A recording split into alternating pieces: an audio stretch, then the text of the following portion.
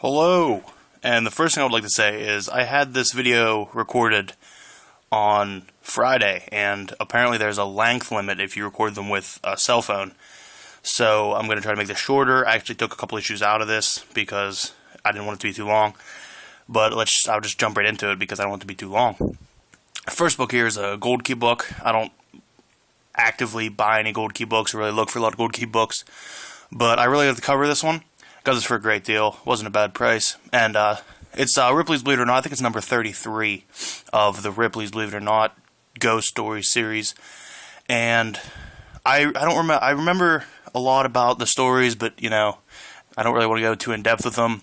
The cover story is this guy walks in this church, and although it's green on the cover, it's supposed to be a black mamba, and it appears, and a ghost appears to play the organ to calm it down while he escapes. That's pretty much the gist of that one. The story in here that I liked the most was actually the first story in the book, and it has a couple driving home in a car, and they pick up a girl coming out of a lake, and the girl directs them home to her address, and as they're driving, they realize that there's no house there, and upon looking back to ask her in the car about it, there's no house there at all. She disappeared.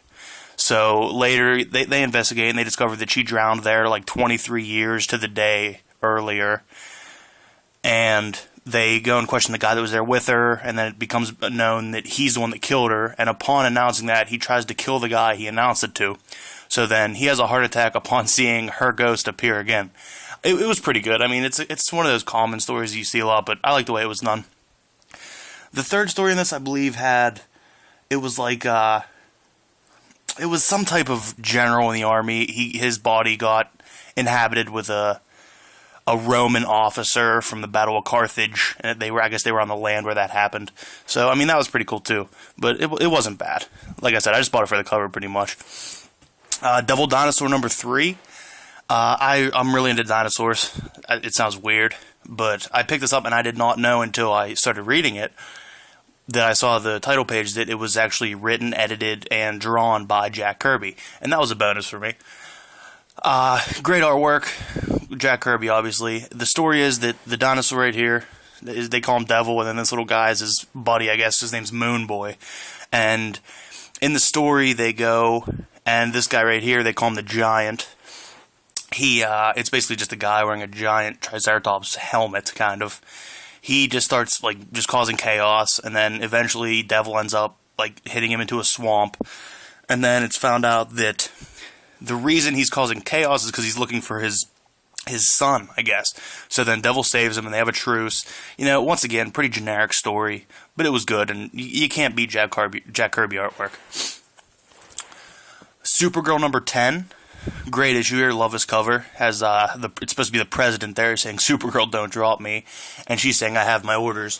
And that comes right from the story, where she is actually inhabited by some type of magic to assassinate the president.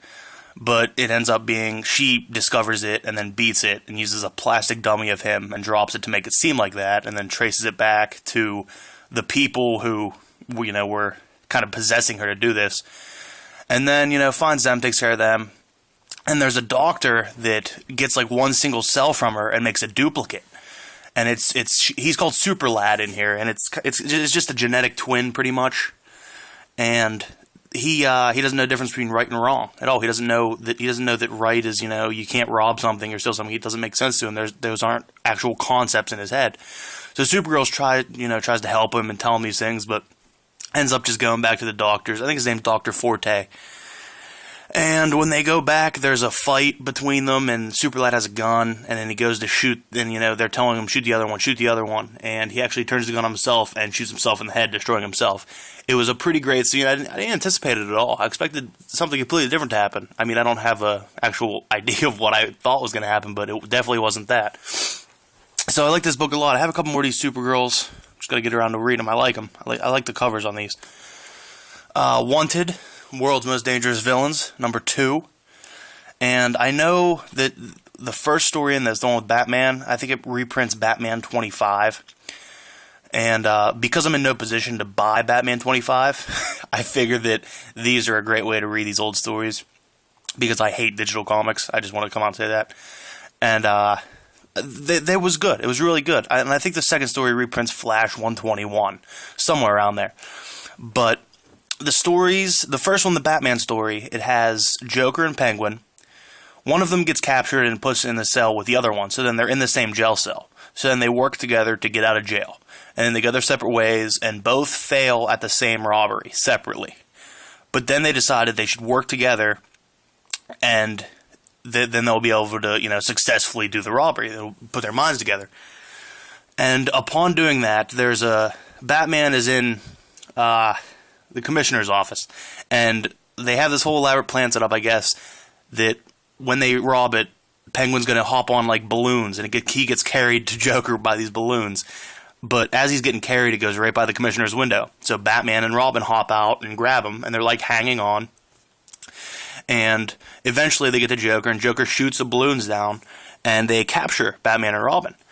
And then there's actually a really awkward scene where it seems that Batman has no idea that it's a crazy idea. He thinks it's a great idea. He says, why don't you guys see who the best villain is by shooting pots off of Robin and I's head? And yeah, let's just do that. Let's just have these two crazed maniacs just shoot at us. Just inches from our head. It's a great idea. But, obviously, he knew that they were both great shots, so they both, shoot the pots off. And then Batman uses the pot to cut his own ropes, and then, releases Robin and apprehends them both and says, we're not going to put you in the same jail. Wrapped up nicely, like pretty much every Batman book happens, where, just that it's end, front to back, it's the whole story. There's no, what's going to happen next. And then the second one is just not much of a story, but the Trickster, all I got out of it was that Trickster is an asshole, because basically he just waits till the Flash apprehends somebody, and then he just steals the loot that the Flash is going to take back to the cops with the guy. And that's basically all I got out of it. I like these a lot. I want to get the rest of these wanted. Like I said, they reprint the older books, and as of now, I'm not in any position to buy those. Action Comics 352, I loved this issue. It's a little more beat up than I wish it was, but the front picture here is the petrified Superman, and that is thanks to the villain.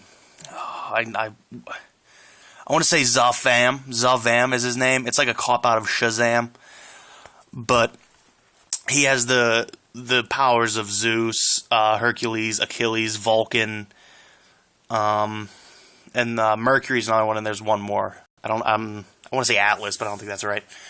But he also wears this belt, and on this belt are different letters, and upon hitting one of these letters, each one corresponds with a god, and he then gets the power of the god.